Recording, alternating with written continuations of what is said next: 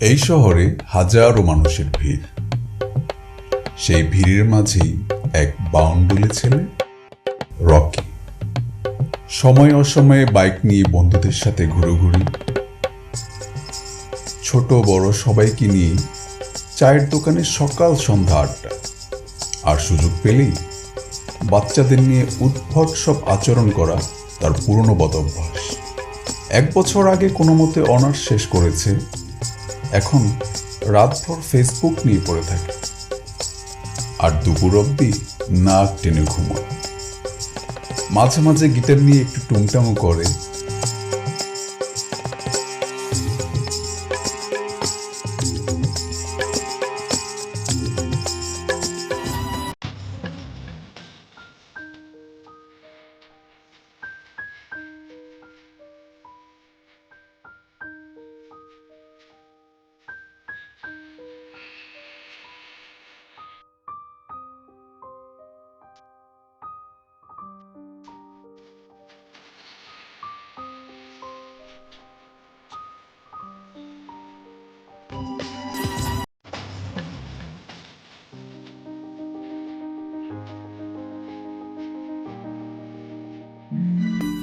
Rocky সবকিছুর চাইতে বেশি ভালোবাসে তার গার্লফ্রেন্ড সিনথিয়াকে। তাই রকি সবসময় সিনথিয়ার সব কথা মেনে চলে।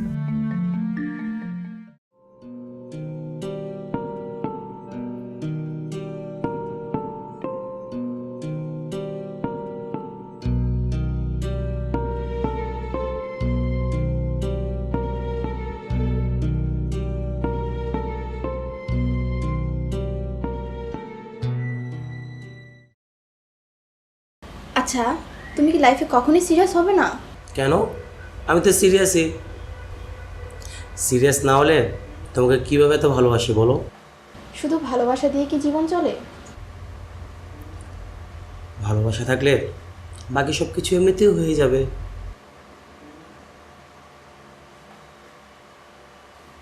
আমি মনে হয় তোমাকে বোঝাতে পারছি না।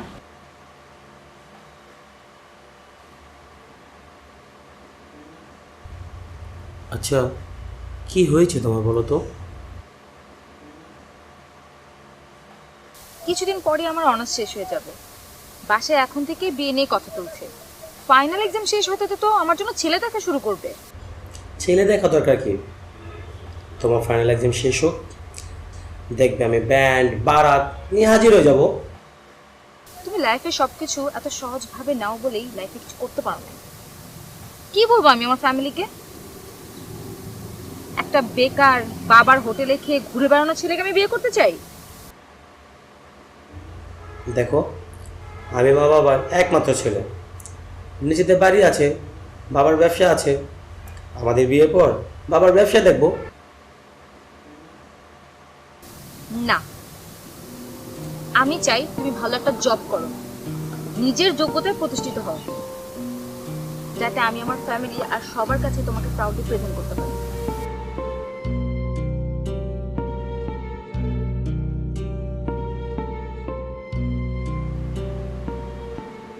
ওকে, যাও, হয়ে যাবে। তোমার ফাইনাল এক্সাম শেষ হতে হতেই নিজেকে প্রেজেন্ট করার মতো গুছিয়ে নেব। প্রমিস? God promise.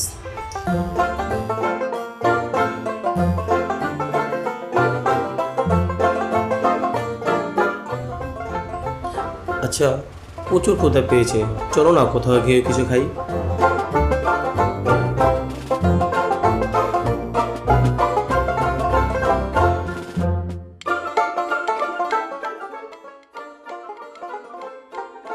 এরপর থেকে বাউন্ডুলে ছেলেটা সব আড্ডা বাদ দিয়ে নিজেকে গুছিয়ে নিল। রাতভর জেগে না থেকে আর্লি ঘুমিয়ে পড়ত। সকালে অ্যালার্ম বেজে উঠলেই ঘুম থেকে উঠে যেত। দ্রুত ফ্রেশ হয়ে নিজেকে পরিপাটি করে গুছিয়ে নিয়ে বাসা থেকে বের হয়ে পড়ত। চাকরির ইন্টারভিউর জন্য হন্যে হয়ে ছুটে বেড়াতো বিভিন্ন অফিসে। অবশেষে বেশ কিছু ইন্টারভিউ দেওয়ার পর একটা চাকরিও হলো রকি।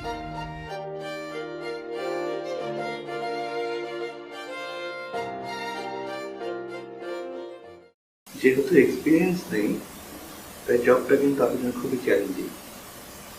স্যার সেলসম্যানই চ্যালেঞ্জ, আর চ্যালেঞ্জ ওভারকাম করাই একটা সেলস অফিসার কাজ। ভরসা রাখেন, নিরাশ করব না। সো কবে থেকে জয়েন করতে হবে? জি স্যার, আপনি চাইলে আমি কাল থেকে জয়েন করি। তাহলে আমার ম্যানেজারের সাথে কথা বলে আপনি ওকে সব বুঝিয়ে দেবেন। Best of luck. এমন যে কাজ করবে।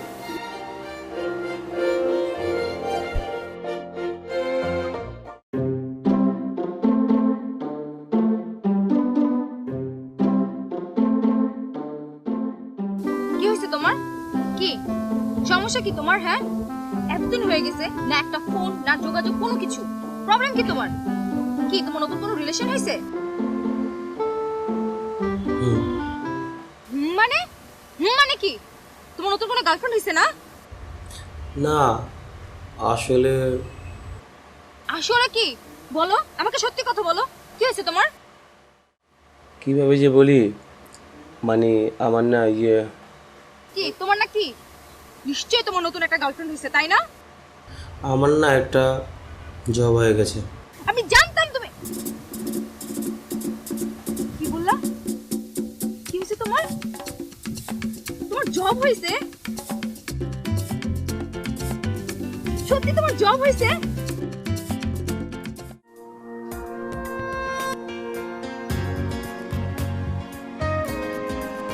আমি না অনেক খুশি। তাই তো তোমাকে আজ সারপ্রাইজ দিলাম। আমি জানতাম তুমি খুশি হবা।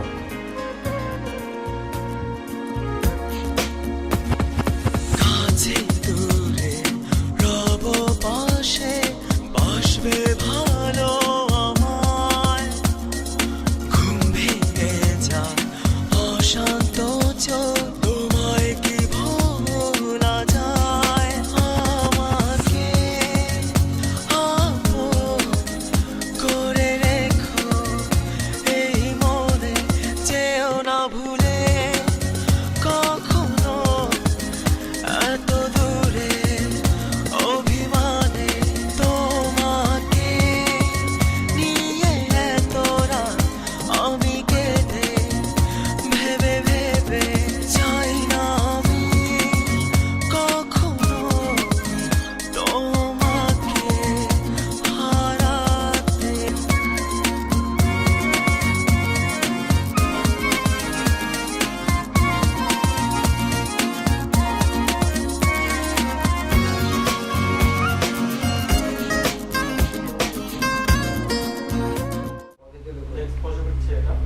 কিছু পাবার জন্য কিছু না কিছু হারাতেই হয়। রকি হারাতে শুরু করে সিনথিয়ার সাথে সময়গুলোকে।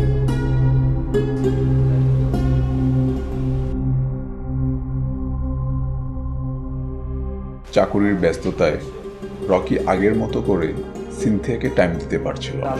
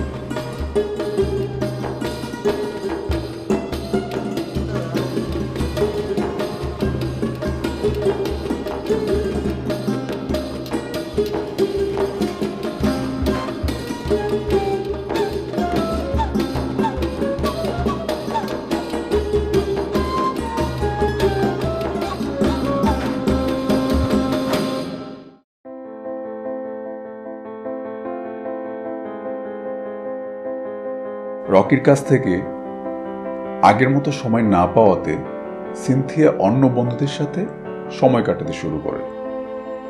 আর একটা সময়ে সিনথিয়া জড়িয়ে পড়ে আসিফের সাথে।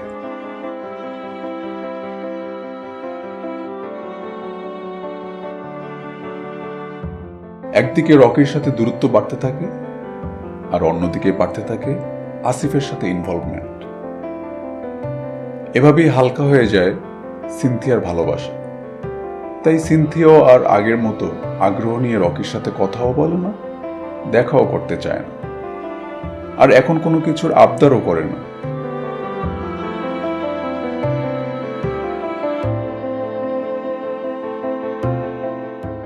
আচ্ছা, সমস্যা কি তোমার? দেখছো না আমি ফোন করছিলাম? আমি এখন ব্যস্ত আছি, ওকে?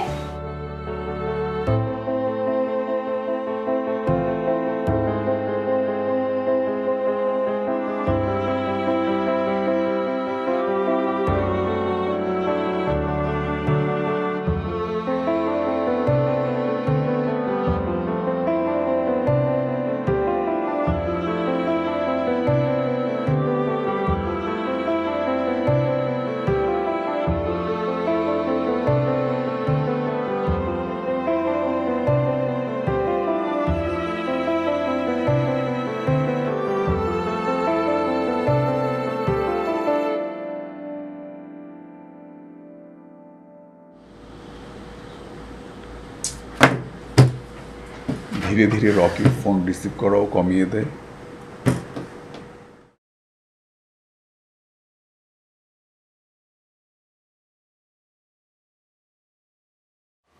কি সমস্যা তোমার?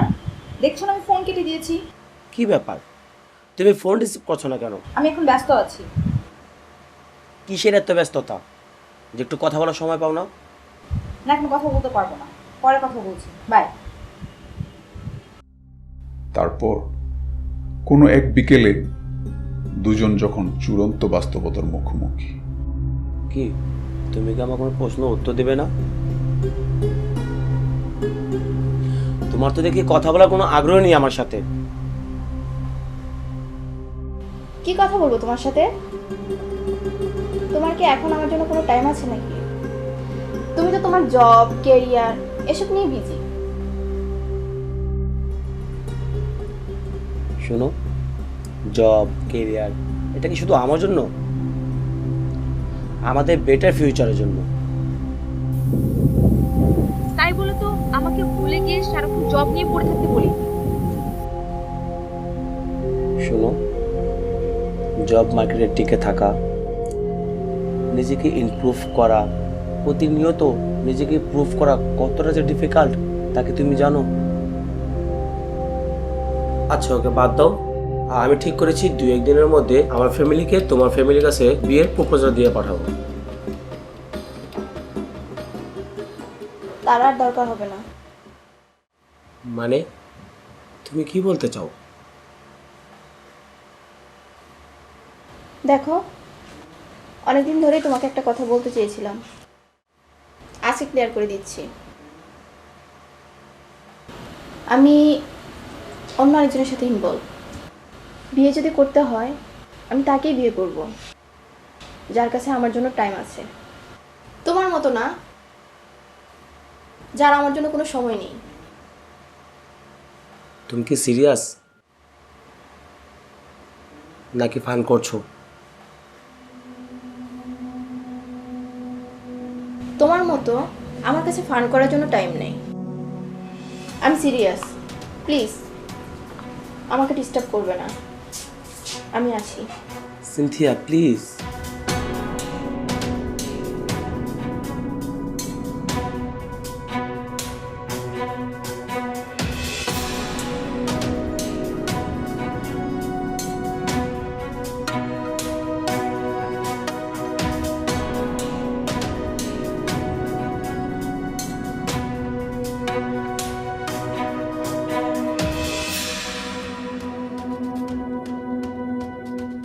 সিনথিয়ার কোনো কথাই রকি মেনে নিতে পারছিল না।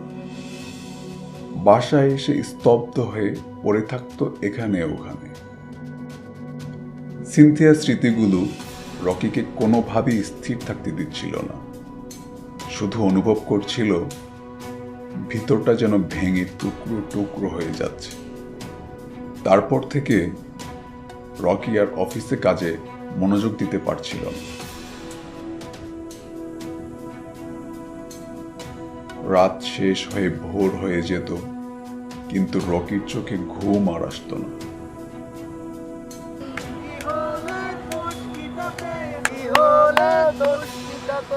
ভাই কি হয়েছে ভাই, মন খারাপ কেন? আরে বলেন। এমনকি বন্ধুদের সাথে আড্ডাতেও হারিয়ে থাকতো অন্য কোথাও। একদম ফ্রেশ, মনটা চাঙ্গা রাখতে হবে না?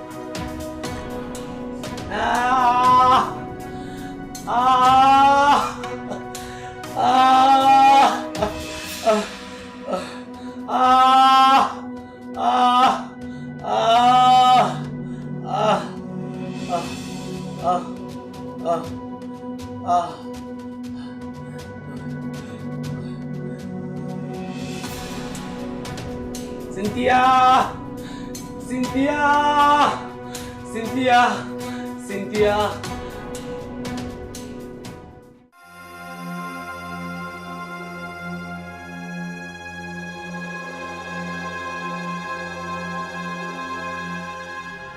নিজের সাথে যুদ্ধ করতে না পেরে শেষ পর্যন্ত নিজেকে শেষ করে দেওয়ার সিদ্ধান্ত নেয় রকি।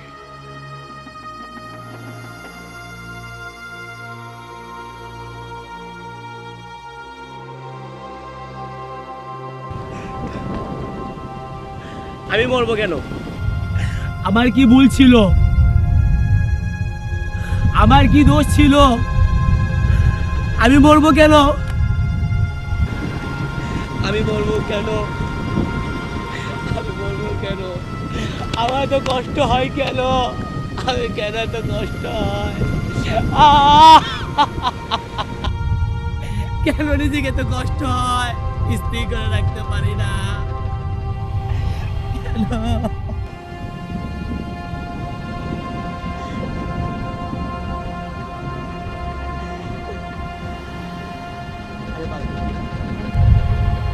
আমি বাঁচবো, আমি আমার জন্য বাঁচবো, আমি আমার জন্য বাঁচবো। আমি শুধু আমার নিজেকে ভালোবাসবো। আমি আমি আর কারোর জন্য বিন্দু পরিমাণ কষ্ট দেব না। সবচেয়ে বেশি আমি ভালোবাসবো নিজেকে। হে আল্লাহ, তুমি সাক্ষী, আমি আর কাঁদবো না, আমি আর কাঁদবো না। আমি শুধু আমাকে ভালোবাসবো। তুমি সাক্ষী, আমি শুধু আমাকে ভালোবাসবো, শুধু আমাকে ভালোবাসবো।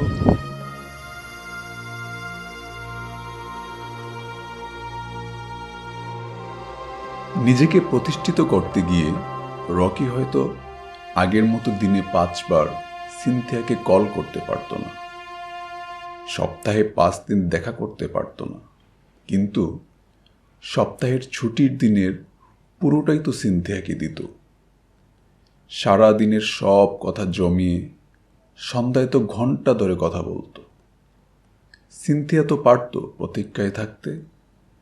ব্যস্ততার দিন শেষে রকি তো সিনথিয়ার কাছেই ফিরত, কিন্তু সিনথিয়া পারল না অপেক্ষার প্রহর গুনতে। হারিয়ে গেল সঙ্গের লোভে অন্য কারো মাঝে। আর বাউন্ডুলে ছেলেটাকে শিখিয়ে গেল জীবনের সঠিক পথে চলতে।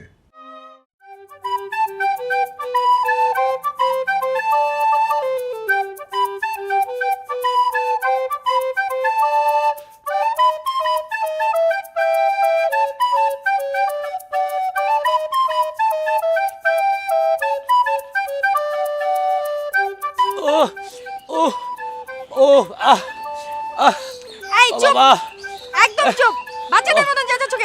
আমি কি শখ করে চাইতেছি নাকি এভাবে কেউ লাথি মারে?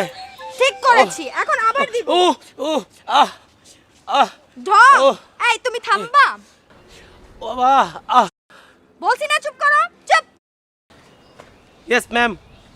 প্রেম করার আগেই তো বলছি রে বাপ আমি অনেক রাগী, তখন তো বলছিলা সব হজম করে ফেলবা। এখন কি হয়েছে তোমার? রাগ তো হজম করেছি কিন্তু ব্যথা। এই চুপ, একদম চুপ।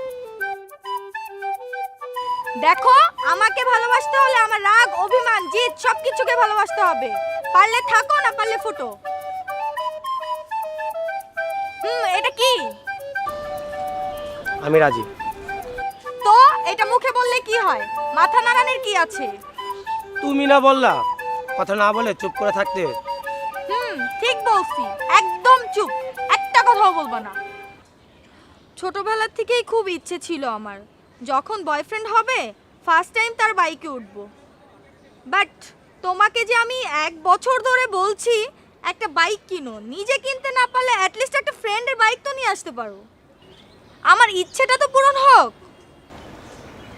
কিন্তু আমি যে ঠিকমতো বাইক তো চালাতে। প্লিজ তুমি আর একটা কথাও বলো না।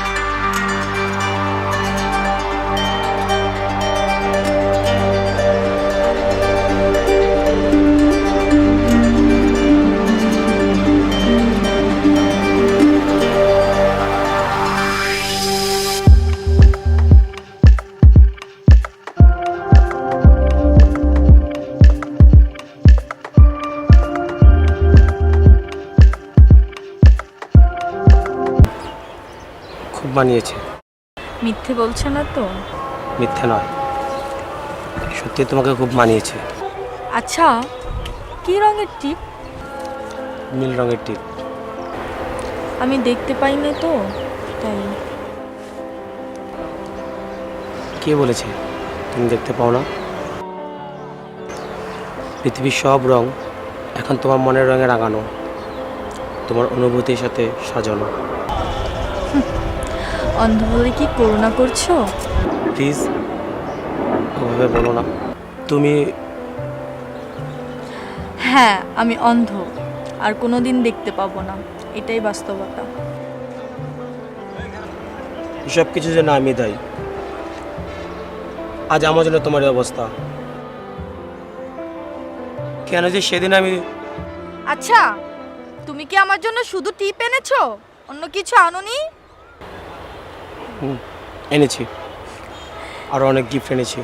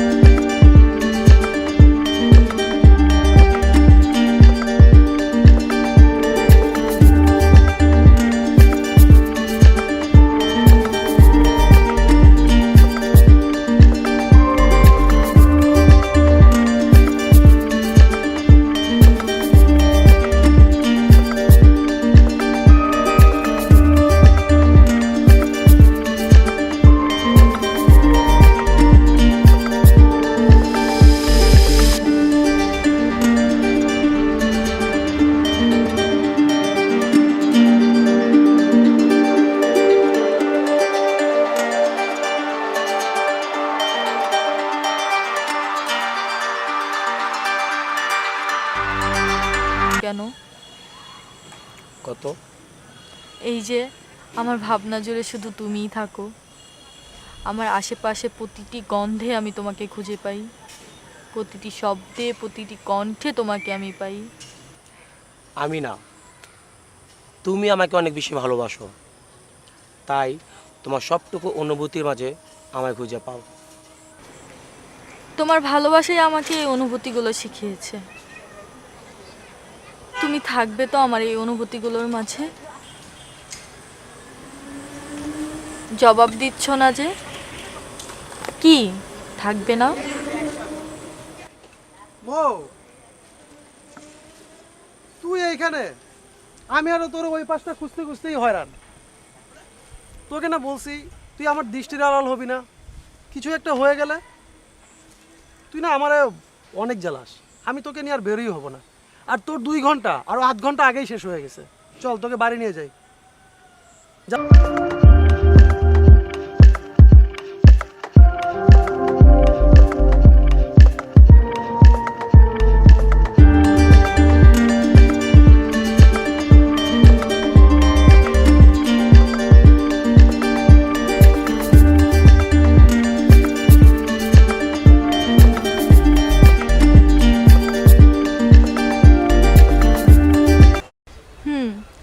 ওকে আমি অনেক বেশি মিস করি, আর এই মিস করাটাকেই আমি সবচাইতে বেশি ভালোবাসি। রাজা নেই পৃথিবীতে, তুই তুই এখনো কেন ওকে এত বেশি ভালোবাসিস? দেখ, তোদের কাছে ও হয়তো বা নেই, কিন্তু আমার অস্তিত্ব জুড়েই ও রয়ে গেছে। আর হ্যাঁ, আমি হয়তো বা চোখ দিয়ে কিছু দেখতে পাই না, কিন্তু আমার মনের দৃষ্টিতে তো আমি ওকে দেখতে পাই।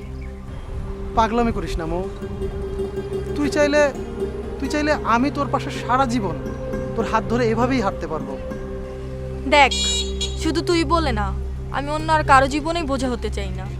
আমার কেন যেন মনে হয় তুই আবার দেখতে পাবি। আর ডাক্তার তো বলেছে তুই চাইলে আবার তুই দেখতে পারবি। একটু ট্রাই কর। দেখার ইচ্ছেটাই তো মরে গেছে, আমি আর এই জীবনে কিছু দেখতে চাই না। এভাবে বলিস না প্লিজ। শুভ, প্লিজ এসব নিয়ে আর কথা বলিস না, আমাকে বাড়ি নিয়ে চল প্লিজ।